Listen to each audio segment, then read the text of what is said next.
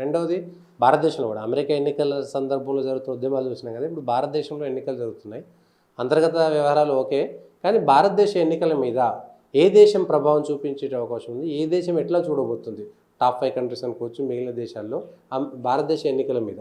ఇప్పుడు భారతదేశ ఎన్నికలకు ముందు అరవింద్ కేజ్రీవాల్ అరెస్ట్ సందర్భంగా ఈ పాశ్చాత్య దేశాలు ఏవైతే ఉన్నాయో, పాశ్చాత్య దేశాల్లో కూడా ప్రధానంగా 3 దేశాలు, 1 జర్మనీ, 2 ఇంగ్లాండు, 3 అమెరికా.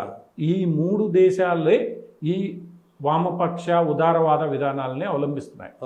ఆఖరికి ఈరోజు యూరోప్లో వలసవాదాన్ని ప్రోత్సహించకుండా చూడాలని ఏదైతే వాదన ఉందో ఆ వాదన అంతా కూడా జర్మనీ కారణంగా వస్తుంది. నాటి జర్మనీ వైస్ ఛాన్సలర్ ఎవరైతే ఉన్నారో ఆమె ముస్లింల్ని ఎక్కువ శాతం దేశంలోకి రానిచ్చి వాళ్ళకి ఆశ్రయం ఇచ్చి వాళ్ళకి పౌరసత్వం ఇచ్చిన తర్వాత అక్కడ జరిగిన పరిణామాలు, ఆ తర్వాత నార్వే, స్వీడన్, ఫిన్లాండ్, ఫ్రాన్స్ వీటన్నిటిలో జరిగిన పరిణామాలు చూసిన తర్వాత అన్ని దేశాలు జర్మనీ విధానాన్ని తప్పుబట్టే జర్మనీ ఆ విధానాన్ని ఇంకా అనుసరిస్తూనే ఉంది. యూరోప్లో మిగతా దేశాలన్నీ ఆ విధానాన్ని వదిలివేసినాం, మేము ఇంకా ఎవరిని వలసవాదుల్ని తీసుకోమని. ఇక ఇంగ్లాండ్ పరిస్థితి తెలిసిందే. ఇంగ్లాండ్లో పాకిస్తానీయులు, ముస్లింలు ఎక్కువ శాతం ఈ మధ్య చేరారు. వాళ్ళందరూ కూడా ఈరోజు భారతదేశాన్ని వ్యతిరేకిస్తారు. ఈ నేషనలిస్టిక్ పాలిటిక్స్ని వ్యతిరేకించే వాళ్ళు మీకు బ్రిటన్లో ఎక్కువ కనిపిస్తున్నారు. ఇక అమెరికా కూడా అంతే పరిస్థితి. అందుకనే అరవింద్ కేజ్రీవాల్ని అరెస్ట్ చేయంగానే స్పందించిన దేశాల్లో మొట్టమొదటి జర్మనీ, రెండవది అమెరికా, మూడవది ఇంగ్లాండ్. కాకపోతే ఇంగ్లాండ్ కొంత అక్కడ ఋషి సునాక్ కారణంగా అంతర్గత వ్యవహారాల్లో పెద్దగా స్పందించకుండా వాళ్ళు జాగ్రత్త పడుతున్నారు. కానీ అమెరికా, జర్మనీల్లో దీని మీద ఇంకా వాళ్ళకి ఆ పాత వాసనలు అలానే ఉన్నాయి. ఈ భారతదేశం ఈ ఎన్నికల్ని ఫెయిర్గా జరగనివ్వట్లేదు అన్న ఒక ప్రాపగాండాని 2 దేశాలు చేస్తున్నాయి. నిన్న కూడా ఏదో కాంగ్రెషనల్ రీసెర్చ్ కమిటీ అనేది ఈ మాదిరి భారతదేశంలో ప్రజాస్వామ్యాన్ని ఇబ్బంది పెట్టే ప్రయత్నాలు జరుగుతున్నాయి, ప్రతిపక్షాల మీద దాడి జరుగుతున్నాయని ఒక కమిటీ వేసింది. ఆ కమిటీ మాట్లాడిందని మన అన్ని పత్రికల్లో వచ్చాయి. ఆ కమిటీకి చట్టబద్ధత లేదు, అదేదో అడ్వైజరీ కమిటీ. ఆ అడ్వైజరీ కమిటీ ఇది మాట్లాడిందని చెప్పి మన దేశ పత్రికలతో సహా అమెరికాలోని పత్రికలన్నీ పెద్ద పెద్ద వార్తలను ప్రచురించాయి. వీళ్ళందరికీ కూడా జాతీయవాద ప్రభుత్వాలు ఉండడం ఇష్టం లేదు. ఏ దేశాలు వీళ్ళ ఉదారవాద వ్యాపార విధానాలకి అనుకూలంగా ఉండాలని అన్ని దేశాలని వీళ్ళు కోరుకుంటున్నారు. ఎక్కడైతే దానికి వ్యతిరేకంగా పాలసీ చేసేవాడు వస్తాడో ఈ దేశాలన్నీ స్పందిస్తాయి. నరేంద్ర మోడీ గారి విషయంలో జరుగుతున్నది కూడా అదే. పాశ్చాత్య మీడియా నరేంద్ర మోడీ గారికి వ్యతిరేకంగా ఏమేమైతే మాట్లాడుతుందో అదంతా కూడా ఈ వ్యూహంలో భాగంగానే. ఆ వ్యూహంలో భాగంగానే వీళ్ళందరూ స్టోరీలు రాయడం, ఆఖరికి బీబీసీ నేను వెళ్ళిపోతానని బెదిరించడం, భారతదేశంలో మేము కట్టేసి వెళ్ళిపోతాము, ఒక సంస్థకి ఫ్రాంచైజీకి అప్పచెప్పేస్తాం మా ఆపరేషన్స్ అని. ఇవన్నీ కూడా మొన్న ఉన్నట్టుండి ఆస్ట్రేలియా బ్రాడ్కాస్టింగ్ కార్పొరేషన్ జర్నలిస్ట్ ఒక ఆమె ఇక్కడి నుంచి వెళ్ళిపోతూ నన్ను మోడీ గవర్నమెంట్ బలవంతంగా పంపించేసిందని ఆరోపణలు చేయడం, ఇవన్నీ కూడా ఈ మొత్తం వ్యూహంలో భాగమే. ప్రాపగాండాలో వీళ్ళ విధానాలు.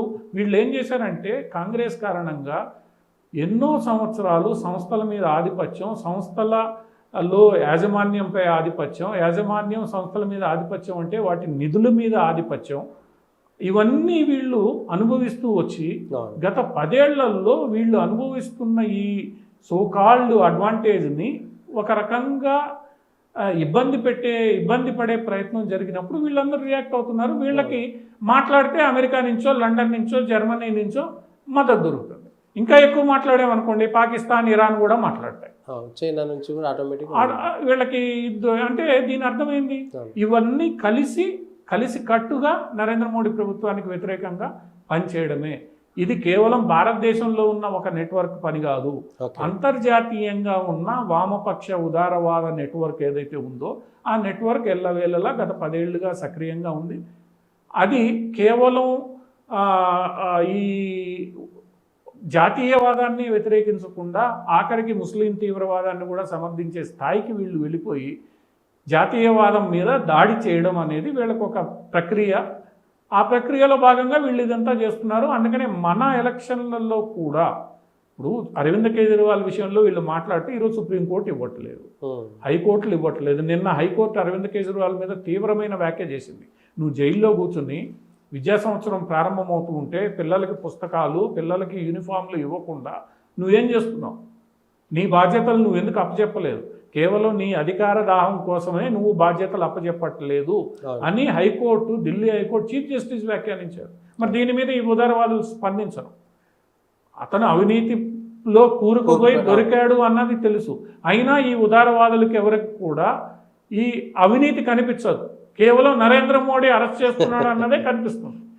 దాంతోనే మనకి స్పష్టమైపోతుంది వీళ్ళకి ప్రజల మద్దతు దొరకట్లేదు అన్న విషయం కూడా మనకు. అందుకనే వామపక్షాలు ఈరోజు కేరళలో ఒక కూటమిలో భాగంగా ఉండాల్సిందే తప్ప స్వంతంగా ప్రభుత్వాన్ని ఏర్పాటు చేసే స్థితి రేపో మాపో కేరళలో కూడా పోతుంది.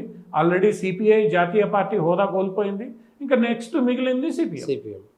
అవును, వాళ్ళు కూడా పోతే అది కూడా పోయింది అనుకోండి. ప్రపంచంలో వీళ్ళ తరపున మాట్లాడే నలుగురు చింత తెచ్చిన పులుపు చావదన్నట్టుగా వాళ్ళ పార్టీలు పోయినా కూడా ఈ కమ్యూనిస్టు విదేశీ సిద్ధాంతాలకు సంబంధించిన వాళ్ళు ఏదో రూపంలో ఎక్కడో చోట ప్రభావం అది మొత్తం నెట్వర్క్. ఆ నెట్వర్క్ నిధులు ఉన్నాయి. ఇన్ని రోజులు నెట్వర్క్ ని ఎంజాయ్ చేస్తున్నారు. ఆ నెట్వర్క్ చేతిలో డబ్బులు ఉన్నాయి. కొన్ని దేశాలు డబ్బులు సమకూరుస్తున్నాయి, భారతదేశ వ్యతిరేక దేశాలు, ముఖ్యంగా చైనా లాంటివి. ఆ నిధుల్ని వాళ్ళు ఏదో ఒక రూపంలో ఖర్చు పెట్టాలి. ఖర్చు పెడుతున్నారు, భారతదేశానికి వ్యతిరేకంగా మాట్లాడుతున్నారు. ఒక రకంగా ఎన్జిఓల మీద భారత ప్రభుత్వం తీసుకున్న చర్య ఏదైతే ఉందో, భారతదేశంలో ఇలాంటి ఎందరో ఉదారవాదుల సంబంధించిన యాక్టివిటీస్ మీద దెబ్బ తగిలింది. ఇంకా వాళ్ళకి వస్తున్న మద్దతు అంతా బయట నుంచే. ఆ మద్దతు ఎప్పుడైతే పోతుందో వీళ్ళకి మాట్లాడే ఇది ఉండదు. కానీ ఆ నెట్వర్క్ అంత ఈజీగా పోదు. భారతదేశం ఉన్నంత వరకు వ్యతిరేకులు ఉంటారు. ఆ వ్యతిరేకులు డబ్బులు సమకూరుస్తారు. చైనా ఉన్నంత వరకు ఆ డబ్బులు వస్తూనే ఉంటాయి, మాట్లాడడం జరుగుతూనే ఉంటుంది. ఆ ప్రభావం అయితే ఎన్నికలపైన ఉంటుంది ఖచ్చితంగా.